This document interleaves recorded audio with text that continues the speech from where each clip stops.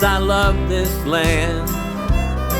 It takes my breath away.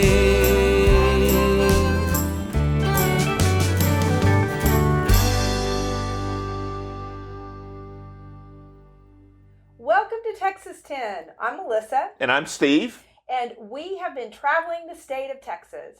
And you know, Steve, there are great stories in the state of Texas.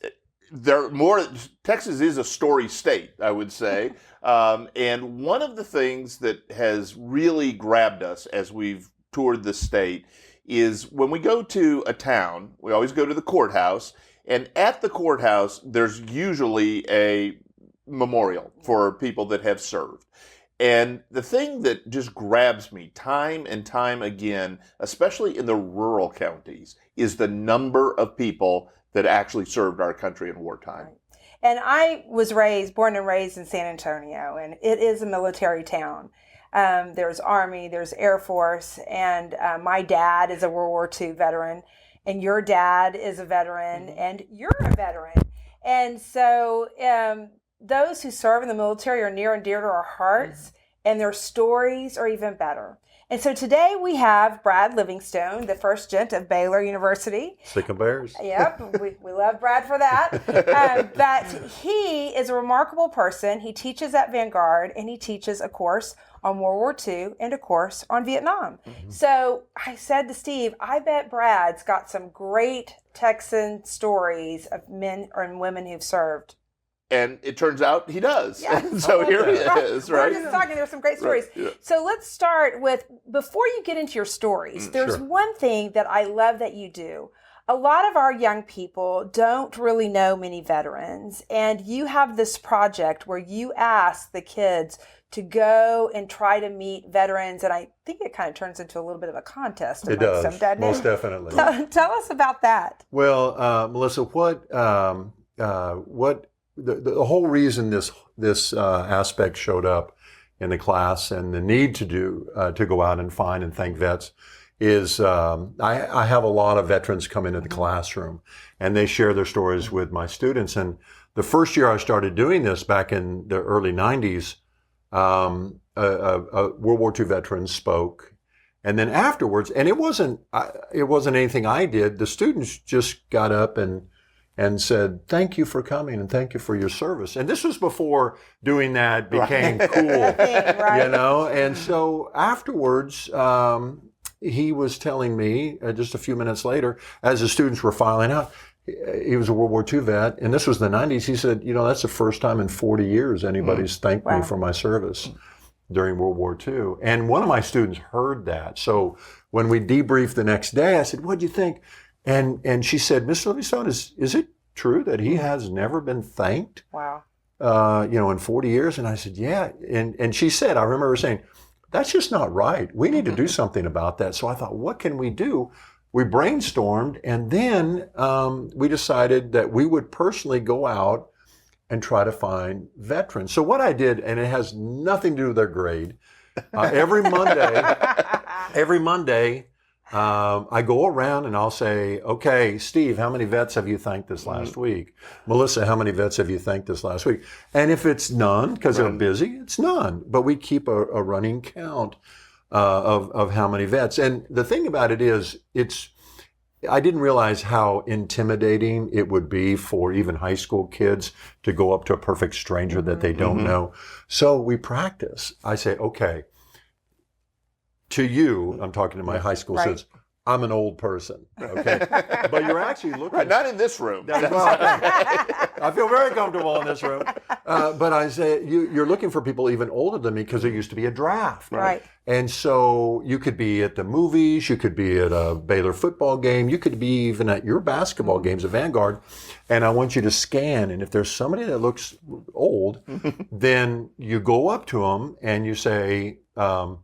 excuse me, I need to ask you this question. Have you ever served in the military? And if they say no, just say, I was just curious, and go on about your way.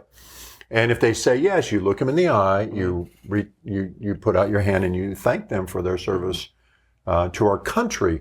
And then, so I would pretend, okay, I'm at a Baylor football game and I'm in line and you see me, and I would have them one at a time come up, and all the other students would critique to make sure they're doing it correctly. And so they learn how to do it. And I also told them, I said, don't worry about it. These are older people. You can outrun them. Don't worry about that. And so that's where it started. So every Monday, we take a tally, and over the 25 years I've been doing this, I've had about 2,000 students in my World War II and Vietnam classes, because I taught here and then in Southern California and then the DC area before coming back here in 2017. So about that 2,000 students have thanked over 22,000 veterans. Wow. That's But very here's cool. the fun part is when we say, okay, Steve, how many vets did you thank? I thanked 5. Okay, I know there's a story in there. We get all the numbers, and then we'll come back, and they get so excited about sharing their stories. And at least once a semester, I'll load them up in the Vanguard van, and we go to HEB. Because old people like to hang out at HEB. Right. So, I like to, well, you just aged me. Me too. Try the samples. And so I say, okay, we did this about 3 weeks ago. I said, okay, you've got 10 minutes, go find them. And they'll go up in groups of 2 or more, and they'll ask somebody. And the last time we went, nobody was at HEB that particular time. And my students still found double-digit vets at HEB. And they're on fire. They're so excited. And sometimes it's emotional because they're not ready for it. I will tell you, my dad, we had gotten him a World War II vet hat. Oh, thank you. And he that makes it easy. Yes. Well, he would sit when my mom would like to go to Walmart, right? And so Mom and I would go, and my dad would sit at the entrance of Walmart.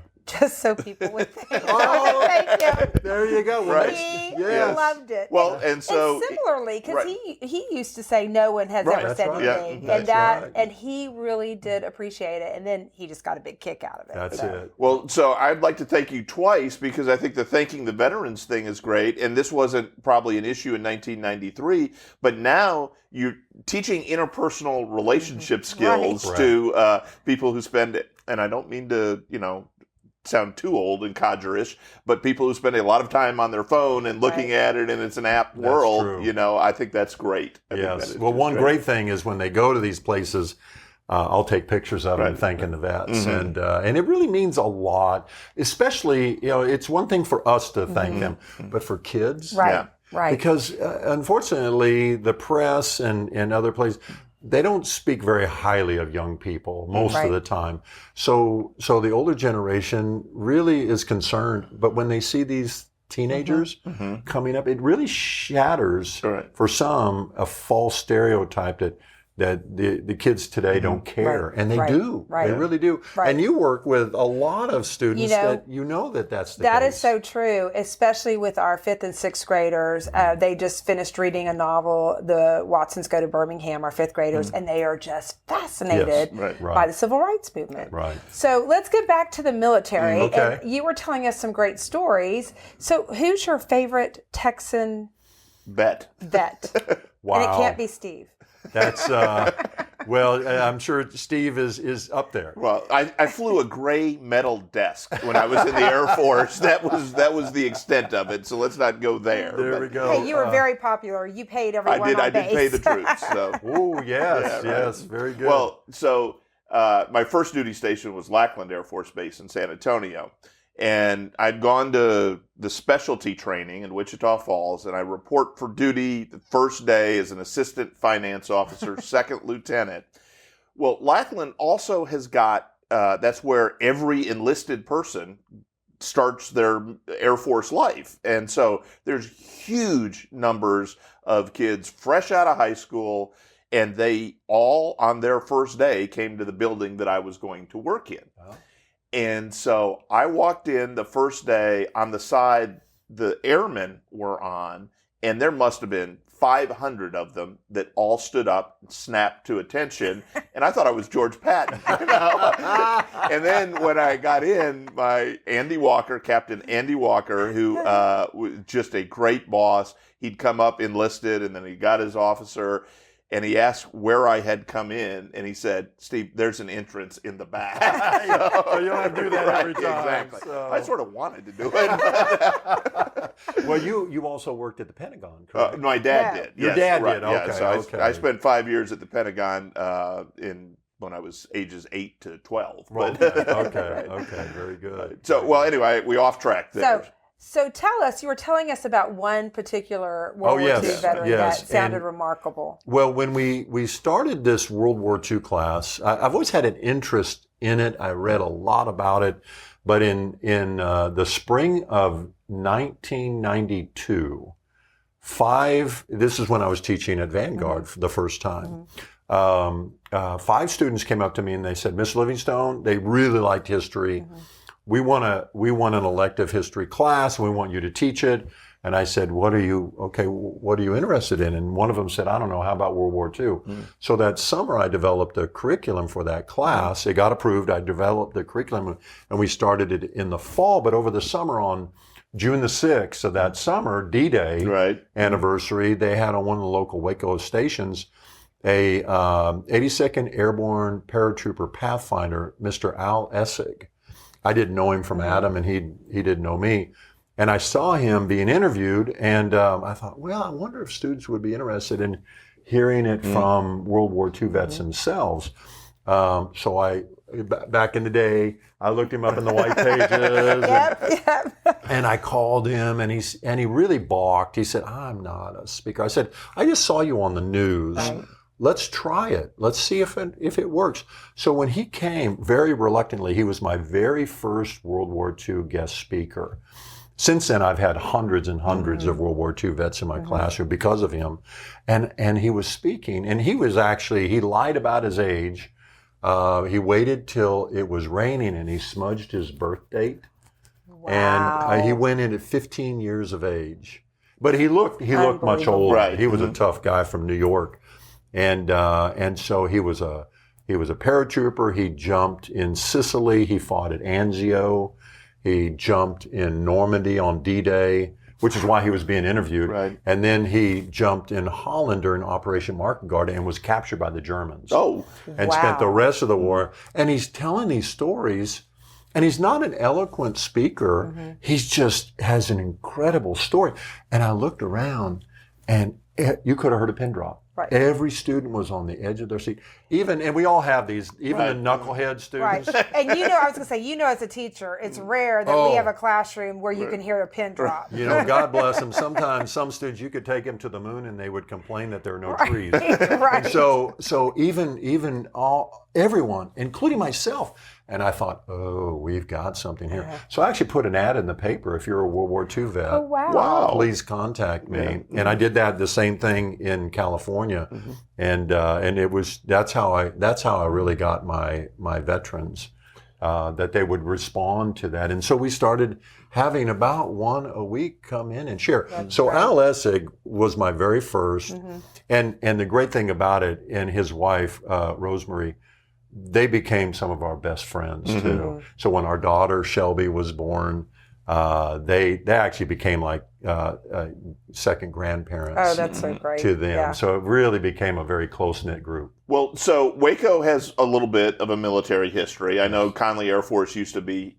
here. And Texas itself, I think there are a lot of veterans that, even like Al, wasn't from Texas but ended up here. But because we have a lot of training bases in the state, there's a lot of military that comes through Texas. Obviously, San Antonio, like I said, every enlisted person and a lot of the officers, because they have officer candidate school at Lackland, that's their first exposure. If you have Fort Cavazos, which was Fort Hood, you've got Fort Bliss, which are huge installations. Sure. Navy, not quite as much. We have a few. I mean, the Naval Air Station. Right. Yeah. But so in terms of the people, the veterans that you have interacted across this project, just thumbnail it. About how many were from Texas and how many made their way to Texas? Gosh, most of the ones that I had in my classroom, because it really was a hit or miss. First I have to find them. Right. Second, I have to convince them to come to my classroom. And almost when I told them what I was trying to do, and then if they were still reluctant, I said, it's for the children. It's for the children. You have And to so do it. I only had a couple that just couldn't do it because they were so afraid that the demons would come back. Right. Yeah. Mhm. Really had some serious issues. So anyway, all of those. So I would say the majority of the speakers that I've had were born and raised outside of Texas, but they came here and they lived here and they set up businesses here and they worked in Waco. And one of them, one of the greatest speakers I've ever had was Dr. Tom Parrish, who worked at Baylor for a long time in development. Probably the most brilliant World War II veteran I've ever had. He was at Pearl Harbor on the USS Vessel, which was anchored right next to the Arizona that became the memorial. And he was memorizing 2,000 lines of Milton. And it's just, I mean, that's I don't what know he that was I can memorize one line of Milton, so that's impressive. But that's what he was doing on Sunday, December 7th, 1941, when the Japanese attacked. And I remember, and I have all of these vets on video, which is a good thing because all of them last month I lost my last World War II vet. 99% of all World War II vets are gone. Right. And so, but I have them on video. And so I have Dr. Parrish on video, and he's asking my students, he's sitting in a chair. He said, do anybody have any questions? And one of my students from Vanguard said, what do you remember most about Pearl Harbor? So for the next 13 minutes, it's probably the greatest 13 minutes I've ever heard of anybody answering the question, what do you remember most about? And just fill in the blank. And he goes step by step when the bombs started dropping, when he went to his battle stations and afterwards and what he did after Pearl Harbor. It was amazing. And I share that still even now. Well, I mean, for a history teacher, I mean, that is history. I mean, And Dr. Parrish, too, when 9/11 happened, which will blow your mind, none of my students were born today. Were born. They all were born after 9/11. So to them, it's a history book. Right. But I remember when we all remember where we were when 9/11 hit. Yes. Well, I planned my vets, weeks beforehand. Well, Dr. Parrish was scheduled to come on 9/13.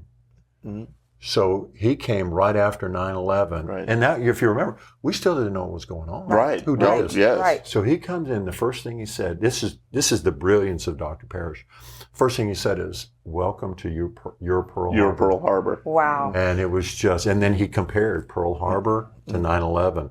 We didn't know we were going to get hit. We didn't know we were going to, and he just, it was masterful. Wow. So absolutely incredible. And what's fascinating to me as a newer Wacoan, we've been here for about 8 years, is that you have that, and he was on that boat, and then you have Doris Miller from Waco. That's right. That's right. Say, who's the monument is here, and did they ever give him the Medal of Honor? No, he got the Navy Cross. Right. Okay. A lot of people think he should have. Right. But he was technically our first American hero of World War II. And just an incredible story. And ironically, Dr. Parrish's son wrote a book on Doris Miller. Oh, and it was published just a few years ago. Right. Well, that is an amazing story in itself. And to think that they both had those Waco connections and they were essentially on boats right next to each other. And probably one of the craziest stories, I don't know if you're familiar with the USS Indianapolis disaster. It was the plane. You all remember the movie Jaws, right? Of course. Well, it actually talks about the USS Indianapolis. It was the one that was sunk after delivering the bomb, the Hiroshima bomb. A Japanese submarine sank it, but it was a top secret mission. So they sat in the water for 4 days before they were ever rescued. And Buck Gibson from Waco was a survivor. 880 men went into the ocean. And then the sharks came, and 4 days later, only 316 survived. Right. I cannot imagine. And he would come and speak and tell us what it was like to look down and see literally hundreds of sharks all around, and he would share those stories. And he would say he would come with his wife, And he'd say that almost every night he would have nightmares and he would start kicking.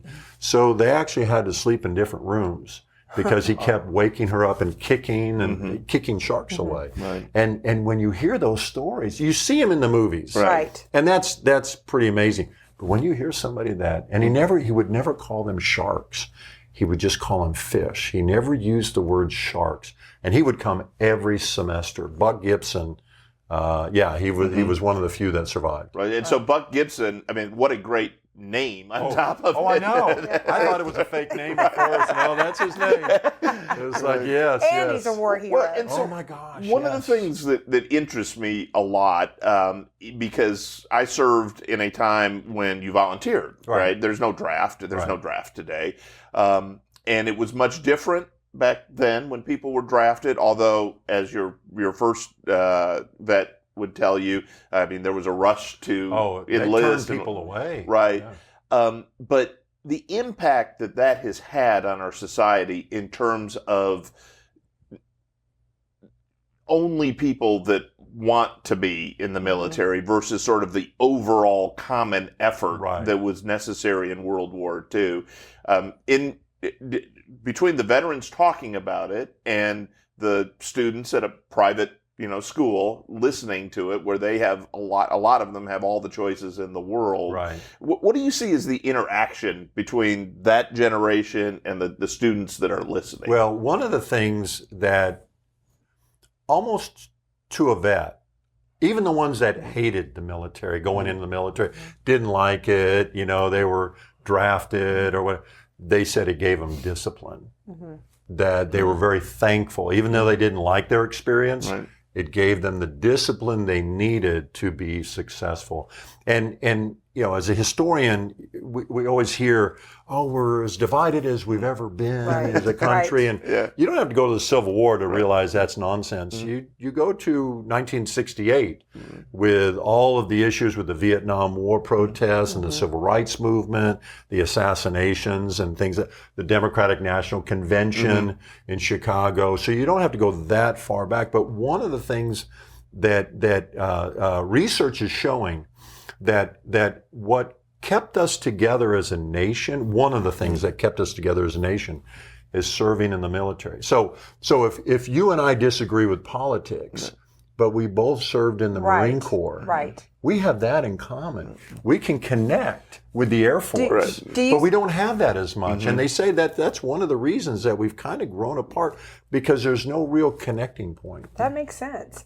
Do you have any students that these stories have made such an impact that they then decide to seek a career in the military? Yes, and I tell them and their parents, that's not my goal. Yes, that's not my goal. My goal is just, if you ask, and I don't think it's any fault of theirs, but if you go out and you ask a teenager, tell me what you know about World War II, or tell me what you know about the Vietnam War, or even the Iraq, Afghanistan, and they'll look at you like, and it's because they just haven't been taught that, or they haven't sought that out themselves. So I tell them my job is to at least make it accessible to you. But I also tell them that we may not meet together after this semester, but this class never ends. Right. This is just to get you started on that and thanking the vets and things like that. So I tell them that my goal is not to encourage you to go into the military, but it's also not to discourage you. It's just to let you see what's available and I mean, if you have people talking about sharks, that's not a real selling tool. No. And they really realize, because some of the vets, they'll tell it like it is. And so I actually have the parents sign a waiver. Oh, wow. And the lawyer in me appreciates that. Yes. Well, and because... And so does the head of school in me. That's it. That's it. And there's a funny story behind that too, but every parent has, if the kid is going to be in the class, the parent has to know. They may say some things. Right. They're gonna know, these students are gonna know there's a reason that they say the phrase war is hell. It's not anything you really want to look forward to. And so I'll collect all of those. And when I realized, okay, we're okay, although I have had to go to my principal every now and then. I had a Marine that fought on Okinawa, and you never knew what was going to come out of his mouth. But he was hilarious because he was from New York City, and he's Italian, and he has this accent, and I still have the voice. This was back when I put an ad in the paper, and he called, and we had the voice messages on the landlines, and he goes, "Hey Brad, this is Paulie Demise." He sounded just like that. He said, "Hey, I saw your ad in the paper. Hey, give me a call." And then he said, and this is why I kept it, "Give me a call. If you can use me, great. If you can't use me, you don't want me, whatever." And he hung up, and I said, "I don't know this guy's story, but I want him." And he would come, and he just had that ability to make you laugh. Right. But then all of a sudden, bam! Right. He would just tell you, it's like, "Oh my gosh." And there were more than once that I had to go to the principal and say, "You may get some calls on Paulie because he said some things that probably not the most politically correct things." Right. Well, so what I would sort of try and hook on to that with is that it's great that kids have the opportunity to take an elective, right? Not everybody is as fortunate or as interested as some of your students. One of the things that has fascinated me as we've gone around Texas is just the little brief stories that you can get in a town. I remember when we were in Windthorst, Texas, which is up near Archer City, which is up near Wichita Falls, which is as close as you can get to up, it's out really. It's in the middle of nowhere. Okay. You see tumbleweeds blow across Yes, the that's street. Texas. You really do. There's a great Catholic church there. It was a Catholic, it founded the community, and they, as we sort of opened with, they had a tremendous number of people that served in World War II. Right. And the soldiers and sailors, and I guess I don't think they called them airmen then, but the soldiers and sailors, they all, while they were over there, they took a portion of their paycheck and they had it sent directly to the church. And they built this grotto that's outside of the church with the soldiers and sailors' funds. And then, it was sort of a rallying point for the community and whatnot. And when they all came back, or when most of them came back, they said they always felt protected. Because of this grotto, and they knew everybody was praying for them. That's awesome. And so you see these stories all across Texas. In El Paso, the statue outside the museum that tells El Paso, it's about Company E, which was almost all Hispanic. It was the first all Hispanic sort of. And I never remember what the Army's. I can tell you the Air Force structure, but Sure. Wings, groups, all that. The Army, I should know that, but it was probably a regiment. Probably, I think that's right. Yeah. And they fought together, and a tremendous number of them were casualties and whatnot. And you read, it takes you 5 minutes to read the little story. Sure. And people are out in Texas, I would encourage them to seek those things out. Right. And sometimes you really have to go online to find out where they are. Right. Because you just walk up. It's like the Doris Miller. A lot of people will drive down Martin Luther King and not even realize it's there. And it's like, as soon as it's there, it's like, oh my gosh, that's amazing. And if you're with kids or grandkids, that's such a teaching opportunity. Exactly right. Well, history is so important, and we don't spend as much time teaching history to our kids and having, people talk to our kids. Right. And just the things, looking for things. I still will never forget the church we've talked about on another episode that we found outside of Amarillo that was built by prisoners of war, Italian prisoners of war. And so not only are there stories about people that served here, but there's stories, Texas had a lot of POWs. In fact, Steve used to play poker with a little Herr Kirsch. When I was stationed in Germany, he had the Hotel Kirsch, but he had spent the latter part of the war in College Station as a prisoner of war, and he loved it. A lot of them stayed. Right. They didn't go back home. So, that's what an impact. That's pretty amazing. Well, without in my hometown in Oklahoma, Okmulgee was a POW camp for Germans. And when the war was over, they, of course, most of them went back to Germany. And we had these beautiful buildings, so Oklahoma State Technical School was built out of a POW camp. Okay, which is that Oklahoma State University now? Well, it's a part of Oklahoma State University, but it's in Okmulgee, Oklahoma, which is the Creek Indian Nation capital in Oklahoma. Right. Which kind of bring us full circle. Yes, you do need to search these things out. There are amazing stories about Texans who have helped our nation, who have incredible stories. Look for them when you go to a county seat. Even here in Waco, we have a beautiful war memorial, veteran memorial, and I walk through it almost every day on our walk. When we take a walk, it's down by the river. And, you know, sometimes we just look at it and we forget, you know, it's a beautiful statue or there's a lot of names on it. When you stop and think about the impact that these people, these Texans have made on our lives, and it's important to tell that story to our kids. Exactly right. So we thank you for your effort to do that. I think it's very important. And also, before we go, you do have to tell everyone what your favorite Lessing. Yes, what he convinced you to do.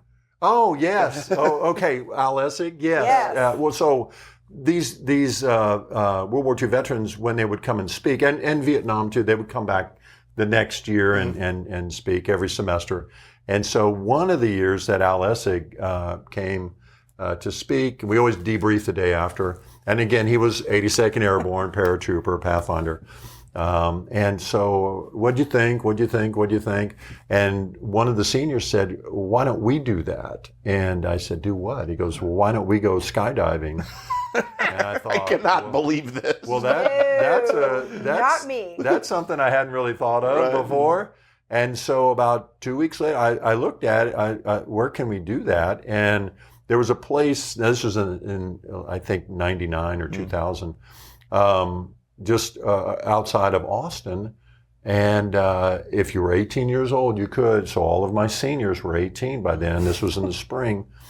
And so 22 of us went down there and went up 11,500 feet and jumped out of a perfectly good airplane. And what was really cool was Al Essig, who really, unbeknownst to him, started this whole conversation.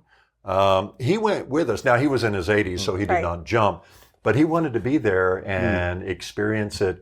He had done 25 jumps altogether, but 5 combat jumps. Wow. And so I can't think of anything more terrifying than doing a combat jump.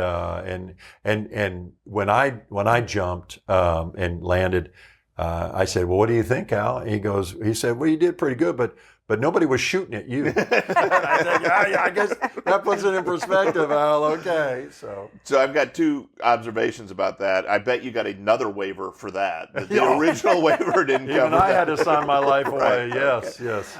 And the second thing is, going back, I mean, you talk about Al, who did 25 jumps, 5 combat jumps, and he was basically, when he was doing that, the age of your students.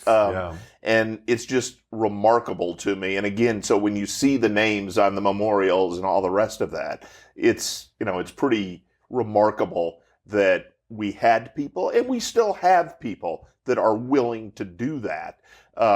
But they should be celebrated. So thanks so much. Right. You bet. It's been an honor. And especially see the young students honoring them as well. Well, thanks for joining us on Texas 10. And go to our website and look at all of our social media. We have a field guide. And as we find more of these stories, we will try to put some of these stories on the website. And we hope that you will continue to join us to learn more about Texans in history and just Texas in general. Thanks so much. And I love this land. It takes my breath away. From the Palo Duro to the Gulf Coast Plain, from the heart of the hill country to the piney wood shade, I love this land. It takes my breath away.